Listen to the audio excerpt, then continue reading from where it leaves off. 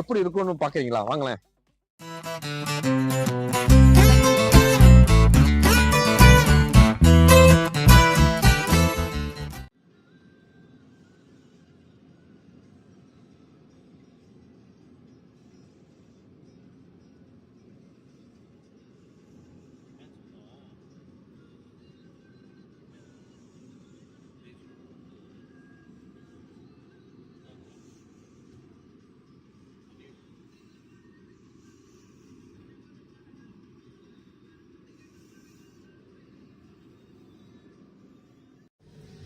Okay சரிங்க, இப்ப வந்து நம்ம ஒரு குகைக்குள் போக போறோம். அதாவது பாத்தீங்கன்னா மலேசியால வந்து 2 இடம் இருக்கு. Wow, very nice. இப்போ அந்த குகை பாத்தீங்கன்னா அப்படியே ஒரே லைட்டா இருக்கும். அதுக்குள்ள போறோம். ஏன்னா இது இப்போ தாண்டின பிறகு இந்த இடத்துல இந்த மாதிரி ஒரு இருக்கும். சூப்பரா போலாமா? இதோ 1 2 அப்படியே கண்ணை மூடி டக்குன்னு தொடங்க. 1 2 3.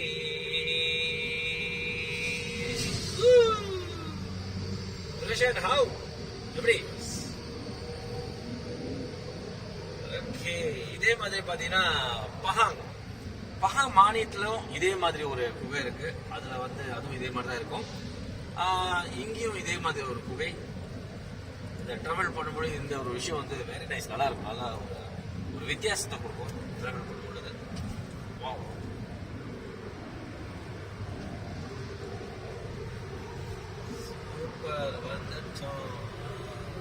ஐ திங்க் ஒரு 2 மினிட், ஒரு 2 நிமிஷத்துக்குள்ள இந்த குகை அவ்வளவுதான்.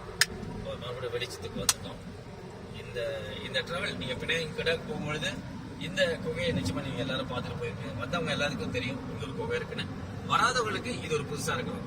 அடுத்து நீங்க வந்து மலேசியான டூர் வரும்பொழுது சம்திங் வரும்பொழுது இந்த விஷயத்த நிச்சயமா நீங்க வந்து அழகா அனுபவிப்பீங்கன்னு நினைக்கிறோம். Enjoy. This is Sun Fun Father kitchen.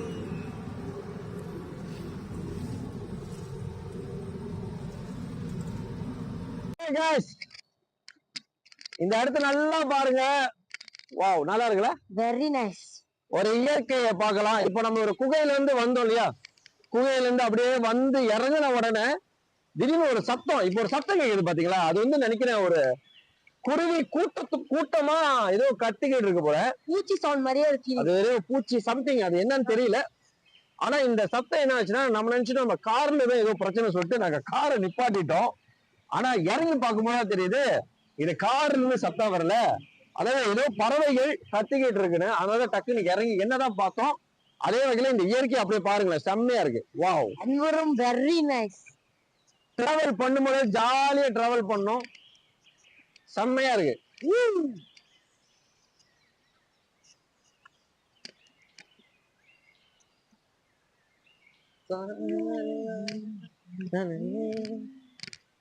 மாமா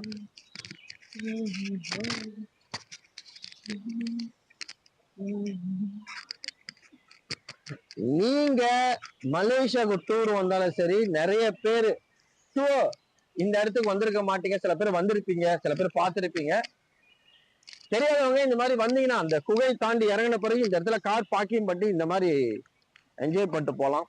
சன் ஃபன் ஃபாதர் கிச்சன்.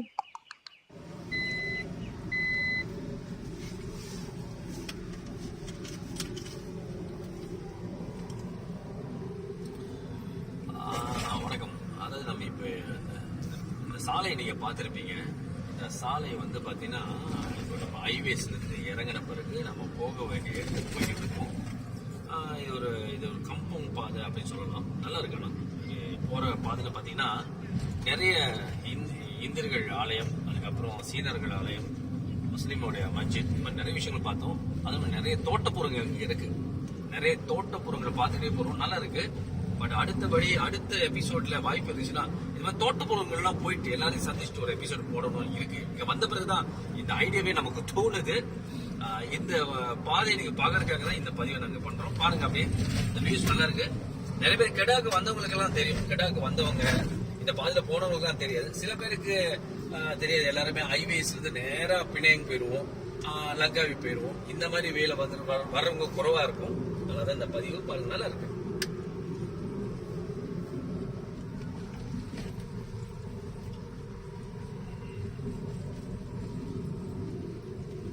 இன்னைக்கு நாம கூலின் கடா தான் வந்திருக்கிறோம். சும்மா ஒரு சின்ன டிராவல், ஒரு 3 மணி நேரம் போக வேண்டிய டிராவல் 8 மணி ஹவர் போயிருக்கோம். 8 மணி நேரம் வந்து சேர்ந்தோம். டிராபிக் ஜாம் அப்படிலாம் கிடையாதுங்க. தூக்கம் வந்துச்சு. ஒரு இடத்துல போட்டு ஒரு 2 மணி 2 நேரம் ஹவர் தூங்கணும். தூங்கிட்டோம். அதுக்கப்புறம் அங்க நின்னுட்டு நீங்களே பார்த்திருப்பீங்க. நாசிமா சாப்பிட்டோம். அதுக்கப்புறம் நம்ம தம்பி வந்து சாக்லேட் எல்லாம் வாங்கினாரு. அதெல்லாம் பார்த்துட்டு, இப்போ நாங்க போக வேண்டிய இடம் வந்து நம்மளுடைய சகல வீட்டுக்கு. சகலனா என்னோட மனைவியுடைய தங்கை வீட்டுக்கு போய்கிட்டு இருக்கோம். சரி போற வழியில பார்த்தீங்கன்னா ரொம்ப சந்தோஷமான விஷயங்க. ஒரு தோட்டப்புறத்த பார்த்திருக்கோம். அப்படியே அந்த கேமரா அப்படியே காமிங்களேன். எனக்கு புதுசா இருக்கு. அது இல்லாம இந்த ஜெனரேஷனுக்கு எல்லாமே இந்த தோட்டப்புறம் அப்படின்றது ஒரு வித்தியாசமா இருக்கும். ஏன்னா தோட்டப்புற அனுபவம் எல்லாத்தையும் கிடைச்சிருக்காது. 80ஆம் ஆண்டுகள்ல பிறந்தவங்களுக்கு நிச்சயமா இருக்கும். 90s கிட்ஸ்க்கு பாதி பேர் இருக்கும். 2K கிட்ஸ்க்கு வாய்ப்பே இருக்காது. அந்த வகையில என்னோட பையனுக்கும் தோட்டப்புறம்னா எப்படி இருக்கும் கூட தெரிஞ்சிருக்காது. அந்த ஒரு தோட்டப்புற வழிய போகும்பொழுது நாம இப்ப இந்த தோட்டத்த பார்த்திருக்கோம். சூப்பரா இருக்கு. அடுத்த வாய்ப்பு கிடைச்சுன்னா இந்த தோட்டப்புறத்துல போயிட்டு இந்த மாதிரி ஒரு தோட்டப்புறத்துல போயிட்டு நம்ம ஒரு சமையல் மாதிரி செய்யலாம். அவங்களோட சேர்ந்து ஒரு எபிசோட் எடுக்கலாம். அதுவும் இல்லாம இப்போ பாத்தீங்கன்னா நம்ம அந்த காலத்தோட தோட்டப்புறங்கள்ல டே 1 சொல்லுவோம். கல்யாண மண்டபம் எப்படி இருக்கும்னு பாக்குறீங்களா? வாங்களேன்.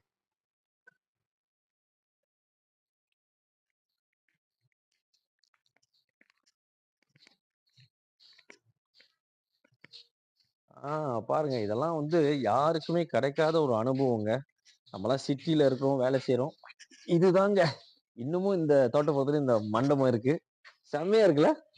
இந்த அனுபவம் செம்மையா உங்களுக்கு இருக்கு. இருக்கா? இல்ல, இல்ல.